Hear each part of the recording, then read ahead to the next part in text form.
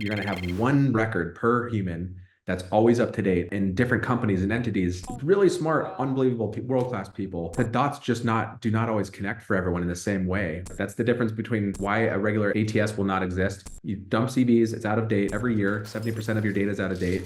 It's worthless. You can't use that. You can't leverage it. You can't get acquired with crappy data. No one uses it. They can't search your own database. So you just go to job boards for low-hanging fruit or LinkedIn, right? And LinkedIn's very slow, costs a lot of money. There's a much better way. Initiating becoming a hiring machine sequence in 3, 2, 1.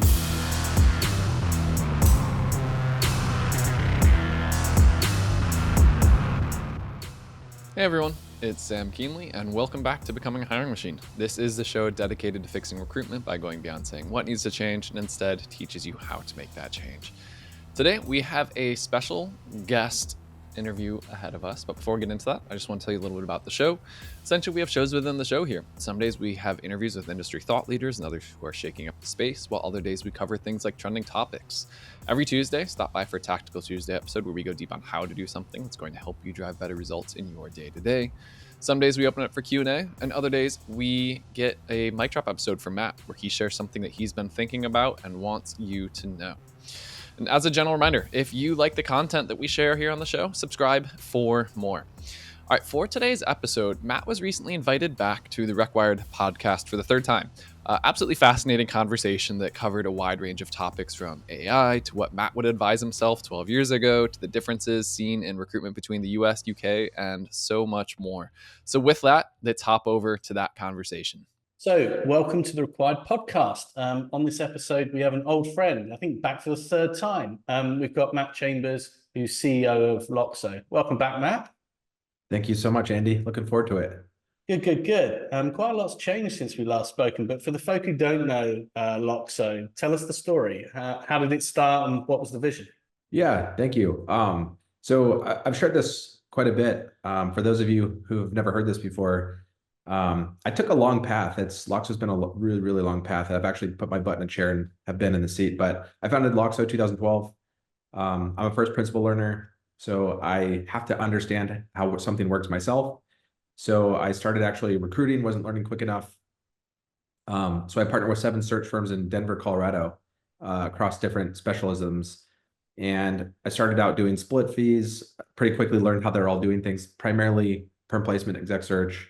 And then really quickly got to a point where I used those split fees to pay contract developers. Then I found my CTO. That was like 2 years into it. And then went all in on Loxo. And yeah, now we're here, a decade later, almost 100 employees, went from 25-ish to 100. It's all customer funded, organic. We're not venture funded. We don't want to be. And I'm super, super excited. Yeah, with kind of the path that we've taken. Took a long time, but yeah. I remember when we first spoke. So I was sat there, and I do a lot of demos, and we do a lot of vetting of partners before they come in for RecWired, and heard a little bit about you guys. And you came on the call and you said, we're not an ATS, we're a talent intelligence platform. I'm like, yeah. It's everyone's trying to be something. We're not. We don't do this. And then I saw it, and I'm like, wow, this is for real. So, I know you've got some pretty strong views on, the ATS. It won't be here, but tell us your views on why you think the ATS is the wrong terminology or won't indeed exist. Yeah. So as we all know, this is a small industry, right? As a founder CEO, it doesn't behoove me to say things that we can't back up. It doesn't help, but I've gotten more and more comfortable with this over the years. And in fact, I have a responsibility to do it. A legacy ATS will not exist. And it might be 5 years. Yes, there'll be some, but you have hundreds and hundreds of them. It's a database. It doesn't do anything. You huck CVs in there. It goes into a black hole. It doesn't manage the workflow. You have to have an ecosystem of bolt-ons. But anyway, when we looked at I am a problem solver, and I love technology. I'm obsessed with product design and simplicity and automation and kind of the futurism. And so way back when I was trying to understand the business model, I didn't really care. It wasn't just to copy like a bullhorn or copy some ATS, right? It was, I look at how things exist in the world today, and I say, I'm curious, how could you do something better and make it elegant and beautiful and easy to use? And so through that process, that's what we did. And it wasn't an ATS, right? So when I would talk to people at the time, they're like, well, what is it? I'm like, well, it's not an ATS. And most of our products and data was very immature at the time. It was horrible, right? It just takes a long time, and it takes a decade to build enterprise software. But I coined it Talent Intelligence Platform in 2013 because I was obsessed with AI and machine learning at the time, way before the market did. And that's what we coined it. And then over time, what we had to do is define it and educate the market. And that's really what we learned in the US and we brought over globally. And kind of what we're doing now in the UK is where you go from anybody who knows the product adoption like life cycle curve, you start with early adopters, super innovative people at the tip of the spear. Those are the wild ones that always get the new iPhone. And then you go to the early adopters who are like, okay, I'd like to get new stuff, but I'm not quite that bold, right? And then you get the later kind of mass market, then late majority, and so the US we're kind of past mass market. But yeah, that's kind of how I approached it. Completely different platform, bring something to market that's never existed and go for it. So rather than just sort of copy something that's in existence, it's like if we were starting out, I think what I really like about that sort of principle is it's like the electric car principle. If you look at the firms that are petrol and diesel producers, they go and produce something that looks like a car. That's their mindset.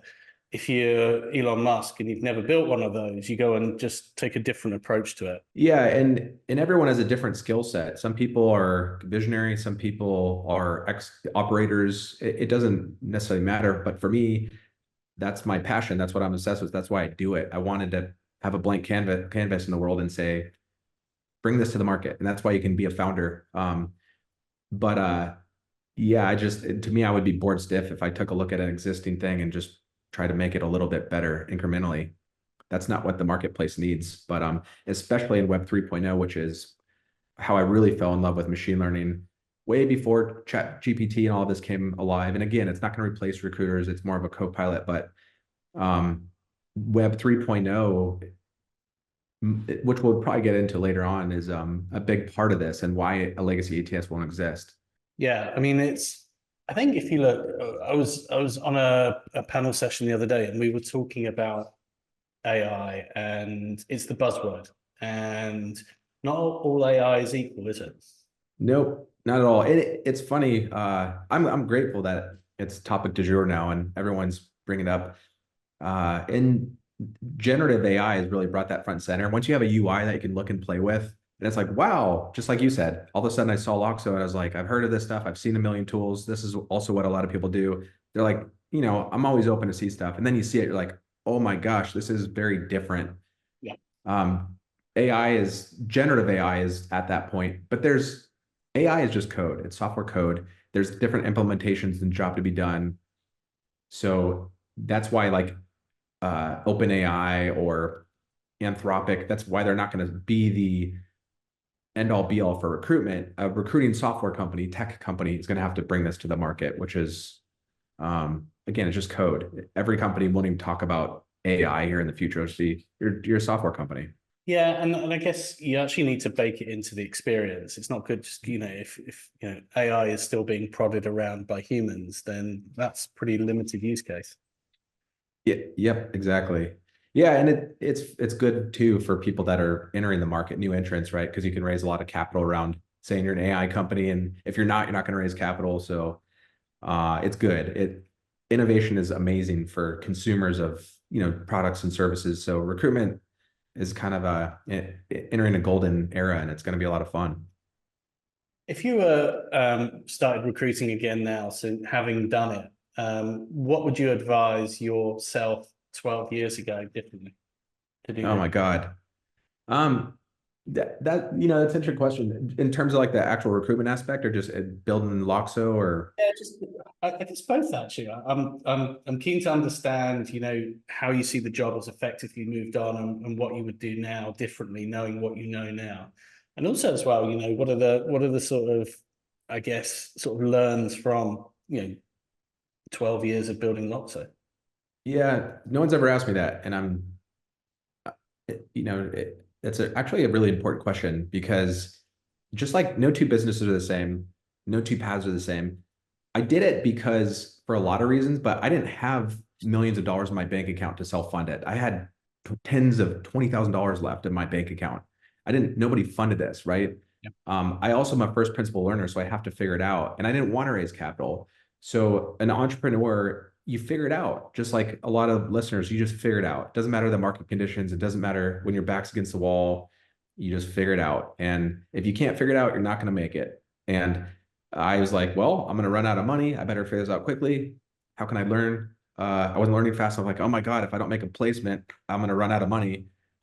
What do I do about it? Well, iterate. It's like, get more opportunities, do split fees. Oh my God, I can do 5 of these accounts. I can learn quicker, right? And then it's pretty soon like, whoa, I'm learning quick. I'm making a lot of placements. Now I can afford to pay some designers and developers. And, it's just jump in, jump off the cliff. People that learn the fastest and just are relentless and work hard, right? You'll figure it out. And I guess the challenge, I see that with a lot of founders in recruitment. And typically someone who starts a business, they would have left probably a nice salary, maybe a nice contract book, and they start day one and they hustle. And they make their placements because they've got to, pay the mortgage, pay the family, et cetera. And it's a really powerful away from motivation.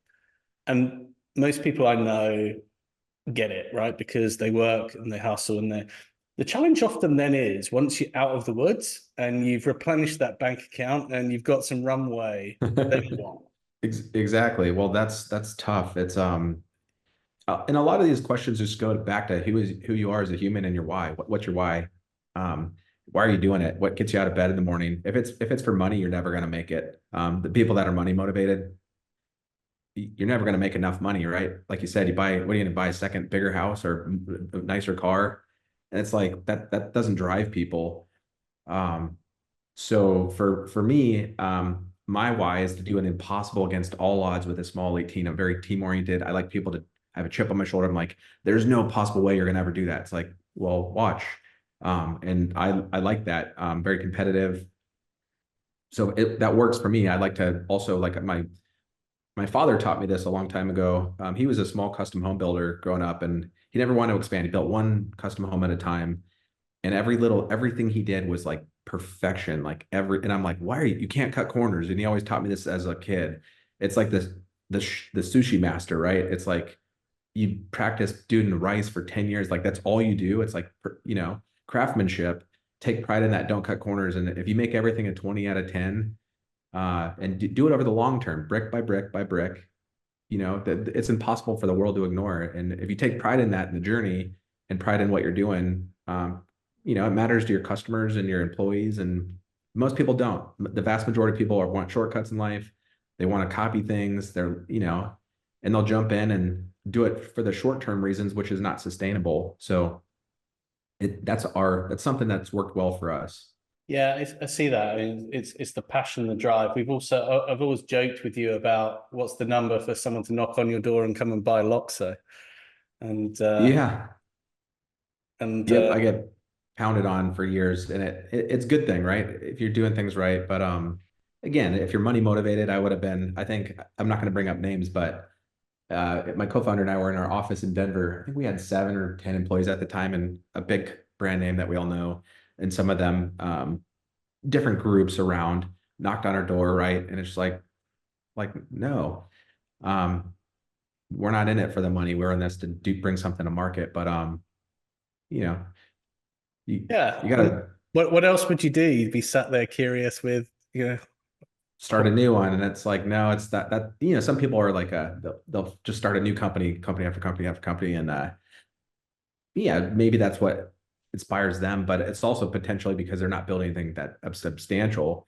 It's almost impossible to build a company to the scale that we're at now. Your team, your culture, a category leader with this much upside, long term.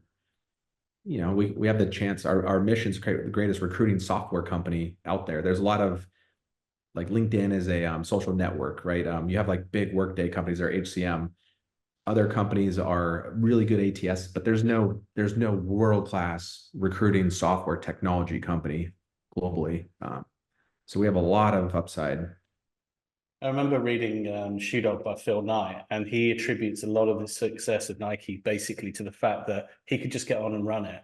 If people wanted to invest, fine, but they weren't going to have a say in it. I think he basically he shares and they had B shares, and he didn't run it by the market. He ran it by what would make a good shoe company.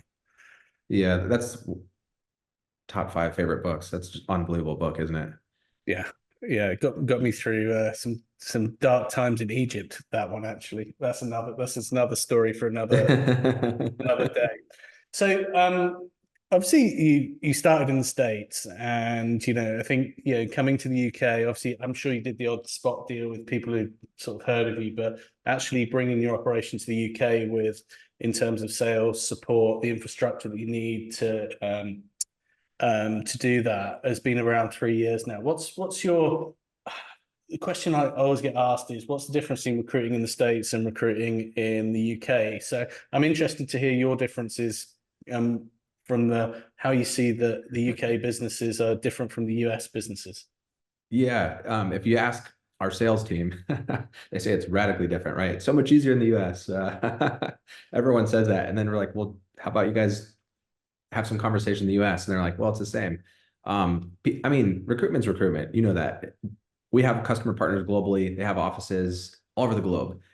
But there's major cultural nuances, right? Major. I think for me, the reason why we didn't go into the UK earlier, it's very dense. It's a perfect fit. It's so dense, and it's also more mature in a way where I feel like people in the US, it's just there's so many per capita recruitment organizations, staffing firms in the UK, where it's like it's your vocation. It's like in the US, it's more of like a lifestyle. It's more like entrepreneurial, I feel like, and it's just a more mature industry from what I have experienced. I also think it's more difficult, right? It's a lot more skeptical, but it's like the herd mentality. We run anytime you're in a tight ecosystem with a big group, you have that herd mentality. Everyone makes the same decision. It's like, what do you think? What do you think? I don't know. Well, what do you use? What's your tech stack? So to be perfectly candid, it was really difficult. And anytime you're penetrating a new group and trying to share it because of that skepticism. So that's what we found. They're also pretty tough. The recruitment industry, we talk about it a lot. Our customer success team is one of the most difficult sectors you could ever be in SaaS, because sales, they'll talk online, but recruiters are everywhere. You could do everything right, and you do one wrong thing, they'll post it everywhere. And it's like, oh my God, they can't stand your platform. It's like, no, that's just, you have 100 customers, one person says it, that everyone thinks it. So the tribalism, the data, the density of our concentration of organizations, and just the maturity, it's just different. It's tough to get into, but it's a good thing, right? I think that's a really good thing. Yeah, the tribalism could be positive and negative. I remember when we started working with you guys, and first in our dinghy group, which is our 1 to 5 group, people started using it, and you developed a cult status. No Loxo, no party, and Yeah. yeah, it was, and actually, I think people will look to other people for validation around, yeah, okay, the salesperson says it's good, but is it really, really good? And how does it work in my use case? Completely. And that's something that took me forever. A big reason why we're putting such a focus on the UK now is really around timing. And I learned our lesson the hard way. Early on, it didn't really matter. You just had to go to market and take your licks and keep improving and iterate over time. You talk to recruiting organizations, start small, find your beachhead market, expand outside of that. Well, you also have learned, like, if you say something you don't deliver in a small market, it's going to ruin your reputation, right? And so you can't wait until things are perfect. It's impossible with software. No software is perfect. IBM, Oracle's monster software is not. In fact, it's horrible software. Yeah.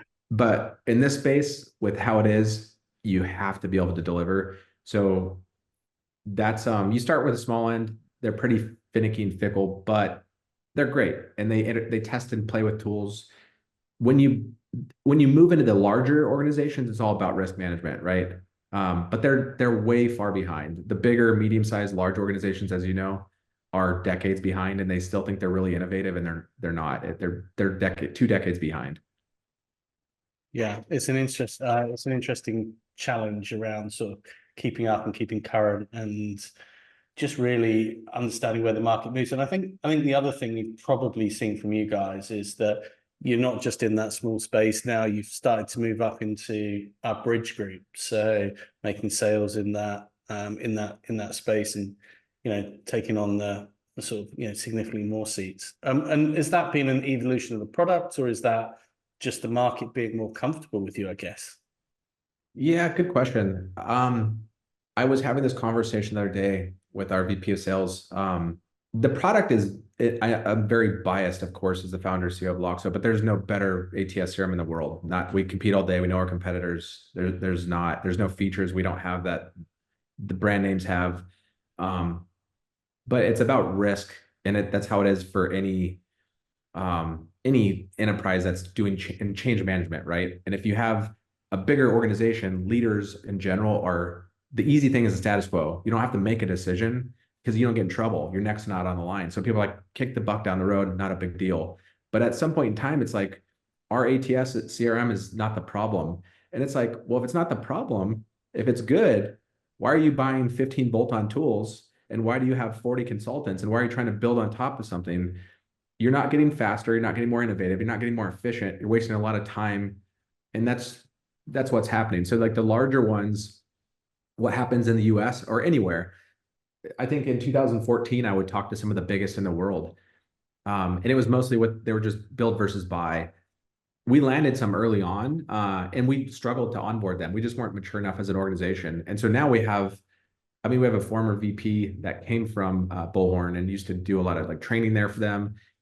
Their UI and technology hasn't really changed much in 15 years since they've been there. And I bring that up as an example, not with them, but what's happened now is we have an unbelievable onboarding, unbelievable training, unbelievable data migrations. There's nothing wrong with it. It's more just the change management and education awareness. And once people get comfortable with that, you'll have early adopters. You get 1, you get 10, if you can get 10, you get 100. After that, and then we have I don't know how many we have in the UK now, over 500 customer partners, 1,000 customer partners, easy. But that's why it's time now you lean into it pretty heavily. But getting past the first tranche is the hardest part. Yeah, and the addressable market in the UK, the figures are, depending on what you listen to, but somewhere north of 30,000 is generally the accepted. So, there's definitely market for you to go. By no means is that the limit. Yep, and it's high quality. I think that's the difference as well. I think in the United States, North America, again, it's a vocation. It's like a career vocation path, right?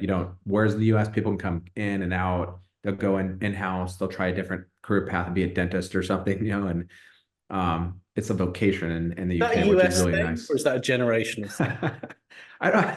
Yeah, good question. It's and it might be market conditions too, of course. But it's not an easy path, as everyone knows, right? Especially when market conditions, the economy are tough. It's not for everybody.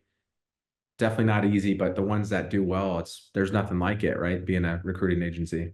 No, recruiting's tough, and having done it, honestly, we used to talk about champagne and razor blades, those sort of days. And but when I'm speaking to people who, I still talk to people who are just starting out in recruitment and also just starting their own firms as well. And yeah, you're going to get knocks, but that just makes the victories and successes just that much sweeter as well. And the rewards are there for people.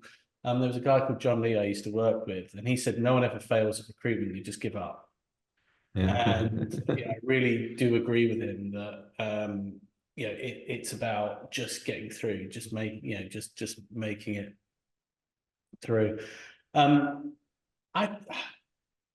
I think the outlook is a bit difficult as well at the moment. I don't know how you're finding it, but every recruiter that I speak to is about business development. And normally, if we looked a year or two ago, it's all about candidates. But in the last year, 6 months, it's all been about BD. How do I get my people to BD? Is that a theme you're seeing across both US and UK? Yeah, without a doubt. Without a doubt. And it's just the market conditions, which is a good thing. It's an employer-driven market now. The thing that we've learned a lot, like anything, there's no silver bullet, right? And people say BD. So as a technology vendor, they'll come to you and say, what do you have for BD? Like, just turn on your computer and give me a demo. like, hold on a second. All you have to do is really quickly is like ask a couple questions. How do you do it today? Well, we don't. What do you mean you don't? You don't do BD. You have to do. I don't. What do you do? Well, we don't. Okay, so you're asking me, um, us to solve your problem with technology, and it's actually not necessarily that. So there's like a lot to BD to unpack. And what we've explored and had a million conversations over the time, it's a good thing. This is really good pressure because it's making recruiting organizations level up. Like you said, you just said razor blades and champagne era. Things are getting more competitive and more sophisticated. It doesn't matter how you are, whatever your path and your why and where you want to go, pick that. But BD, so we have some customer partners that have 80 global offices. They use our sales CRM. They love the deals. That's never existed before as part of the talent intelligence platform. Never existed. So you used to have to go, people built on top of Salesforce. They had Job Science and Talent Rover were the first two. Bullhorn acquired both. Great companies, but they didn't work for the recruitment side. So a lot of people will still build on top of Salesforce, as you probably know. But then you have all these objects, and then it's a regular database. That will not work. That's not Web 3.0. It'll never work, ever. People will continue to do that. They'll waste a lot of time and money, and it's fine. It'll get the job done, but there's a much, much, much better path.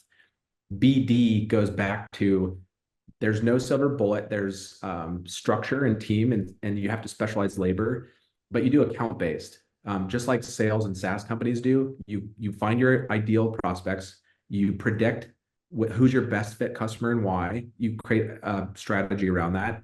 You scrape the data or pull it out through a system. And so if you're jumping back and forth between tools and paying for Zoom infos and all these bolt-ons, now you have to pay a lot of money. You have to train all your team members, right? There's a lot. And so it's part data, part workflow, part account-based, part strategy. And then, yes, you need a sales CRM. And again, if you want Salesforce, most of our customer partners use ours. A lot use HubSpot. We have a great integration with HubSpot. Usually, though, that's for the marketing side at the very top of the funnel, which is what HubSpot was for. So again, it just depends on how massive you want to get. Do you want to be a small boutique with 10 people, 5 people, lifestyle business? Do you want to dominate your market and grow and get acquired? And that kind of dictates what type of business development. It doesn't take as much energy and effort as people think if they just want to get, 10 extra job orders for the year. You don't have to get fancy. Just pick up a list and blast the phone and you'll be just fine. That's BD, right? That's how it's been done forever. I think one of the big changes since I recruited it was all about how get the contacts on your database. You've got to own the data's yours. And I think the two things that probably changed that, I think one's the existential sort of world thing of you don't need to own it, you rent it. So I think about my music now. I don't buy CDs. I have them on Spotify. I don't need to own them because I can rent them anytime. I think you'll see things like almost car will be a service at some point. You're seeing that with things like Zipcar. But what's interesting for me is that it's the whole idea of, people say, but are you Loxo Source? Do I own, are they my records as well? Actually, do you need them? Do you need to own stuff that needs to be updated all the time and stuff? Or are you actually just better off renting it sometimes? Yeah, it's so funny you said that. That analogy is amazing. So for me, my vision from day one, when I told our early team, and it was always about data and all in one system. And for me, it was so clear. I kept telling them over and over, every meeting, every quarter, I'm like, just so we're on the same page, we all understand that you're going to have one record per human that's always up to date in different companies and entities. And they're like, really smart, unbelievable, world-class people. And the dots just do not always connect for everyone in the same way, right? But what you just said, the analogy for some reason that really works is you rent it just like Spotify or Apple, iTunes. And yes, you're exactly right. That's the difference between why a regular ATS will not exist. You dump CVs, it's out of date every year. 70% of your data is out of date. It's worthless. You can't use that. You can't leverage it. You can't get acquired with crappy data. You have a lot of problems with duplicates. No one uses it. They can't search your own database. So you just go to job boards for low-hanging fruit or LinkedIn, right? And LinkedIn's very slow. It costs a lot of money. There's a much better way, but the data is tough and people expect perfect data, and that's a challenge.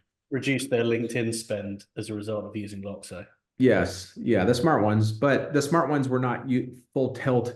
So say you have 20 recruiters, the smart ones were not full tilt anyway on LinkedIn Recruiter, unless they're just have all sorts of money. And in the past, it was more affordable.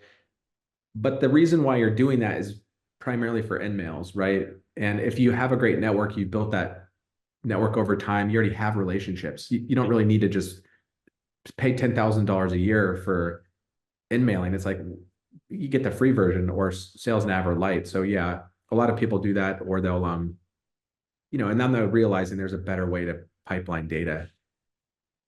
I just spoke with a big firm the other day that are moving to Loxo, and they said our CEO's goal is to have a database of all of the enter their demographic in the database. And I said, perfect. That's step number one in talent intelligence platform. Get everyone in your specialism in your database, get their contact info, and build those relationships and nurture over time. It's like obvious, right? Yeah. Obvious. Step number one, but no one does that. And instead they mess with bolt-ons and tools. And it's like, you haven't even done step one yet. If you do that, you're going to make a lot of placements and be a lot more efficient and drop your cost by 70% over time. Recruitment's actually a really simple job. People just complicate it. Super. Well, yes, it is. It's not, we're not going to Mars. You have a open requisite, whatever. Is it perm? Is it retained? Do you have multiple roles? You have people, you got to match them pretty quickly and efficiently, and you'll be more profitable, but people get, I they get, explain that to my kids. I said it's like an expensive game of Snap. And you remember that card game where you used to have to turn over and remember where you'd match them up and where that symbol was, and you'd match them up. It's literally about being the quickest and the best of that. And it used to be record cards, now it's CRM, now it's done. It basically is that. It's about matching people together as quickly as you can and as efficiently as you can. Yep. And that's what one of the epiphanies I had when I was exploring it, that shocked me. I think it was part of the culture, right? Though you have a fun culture, you're making enough placements, you're having fun with your buddies, you're out in the community, having a good laugh, some drinks, and that's good enough, right? But every once in a while, there'll be a really hungry, ambitious recruiting organization. They're like, I'm gonna figure this out to do it faster, make a lot more profit. And they grew like crazy. But I don't know necessarily. I don't think tech companies were doing that before. They were just building whatever the market asked for. But that's what we're trying to help our customers do is why would you not do this as fast and easy and efficiently as possible? Why would you not want to do that?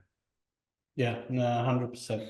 I think there's going to be, we've seen a sort of indecision around buying at the moment on a number of things through the partner network. Our recruiters are finding that companies aren't investing. This is mainly UK specific. I think the election happening is probably a good thing, because I think anyone who was waiting around on that, I think you'll get a clear answer. And the thing that kills investment is uncertainty. I guess you got a similar thing in the US this year with the election. And do you think that'll have a big bearing on people's investment attitude? Yeah, there's no doubt. For the same reasons you just shared. So no doubt. Makes it hard, right? Hard to plan. Some people check out. What do they say? Invest or go away in May or something. What's the whole concept they used to talk about? Sell in May, go away. But it's like, especially in the EU, take some time off in the summer for holiday. Elections will add to it. But again, it's opportunity. When everyone else is relaxing and hanging out, people can do it. You should. But there's a great opportunity. Sometimes it's when things are slow, that's time to level up. When it's good investment. Like a lot of our competitors are laying people off. There's another huge layoff announcement the other day from Seek Out. I don't know if you saw that. They're a sourcing platform, 30% headcount. A lot of these companies are laying off. We're not. We grew like crazy. People are moving. A lot of people are moving because it's a good time. They never had the chance because they were drowning in job orders before. It just depends, right? COVID, everyone thought would be a really difficult year for everything, and it was one of the best of all time. I must admit, during COVID, I'm just a numbers guy, in terms of my attitude, right? I look at data as opposed to, and I try and take the emotion out of it. And I remember in the UK, everyone was like, jobs are down by 40%. And it was like, that's massive until you realize that 60% of recruiters have been furloughed. So all of a sudden, you've actually got a much better opportunity. I remember there was a few firms that, stood strong. And they got on PSLs they've been chasing for years just because, people, had, effectively just shit the bed and Yeah. not based on data, and had like literally furloughed everyone. They saw the opportunity to de-risk it completely rather than just actually that. I remember being asked actually what S3 would do, and I said typically I know what they'll do. They'll work out, they'll plan, they'll look at the data, and they'll have scenarios for the bigger guys who've been in these sort of experiences before didn't take those snap decisions and were rewarded for that. But yeah, there's definitely opportunity, and Dolta is sort of talking to me about the amount of good people coming on the market now that recruiters wouldn't have, companies, they wouldn't have moved, or companies wouldn't have got near. But there's some real opportunity for those who go first.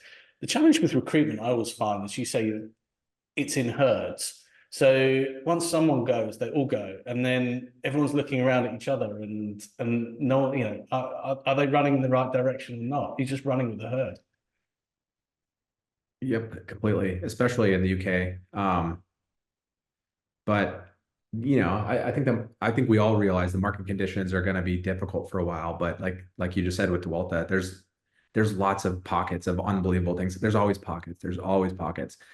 Companies and organizations exist because they have people and humans, and good talent will always be in demand. So I don't know. Personally, I think tough conditions make, iron sharpens iron. Competition does good things. The people who want to be there, it's like, the brick walls are not there to keep people out. It's there to keep the ones that don't want it bad enough to make it, right? So yeah, it's exciting. There's a lot of innovation. There's just so much, right? But that's anyone who's wants to just be comfortable forever and just hope things just stay the way they are is going to really struggle, right? It's just constant, perpetual, growth mindset. It's not easy, but people get used to that muscle. It's like they do really well. They thrive. They get used to it. Yeah, 100%. Yeah, it's that constant pressure to succeed and improve, and not rest on your laurels. I'm not sure when the pod's going to go out, but you're going to be in London in the next week or so. Looking forward to it. Yes, very much so. Yeah, this is the first big event we've done. And again, it's all based on timing, but we have, again, I'd have to take a look at the exact customer footprint in the UK, but we have some really big customer partners now in the UK that are really, really happy. Implementations have gone well, picking up a ton of steam. Our sales team, I think I said we went from, I have 30 team members now in Europe. So we're going to be really tripling down the UK market. So can't wait. It's kind of our big, initial kind of meet and greet. So we have a big team coming, and yeah, we can't wait. Fantastic. Enjoy the weather. You're going to get a chance. So the thing you need to know about the UK, as well as an election, we've got a football tournament this year.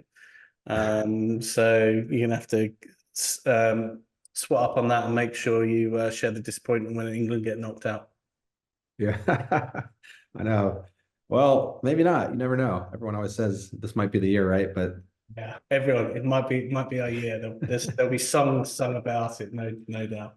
Matt, it's always good to have you on the show. Thanks again for coming in. And as I say, really enjoyed working with you over the last few years. Really enjoyed seeing how the product's evolved, and really, it's exciting to see where it'll be in another 3 years' time.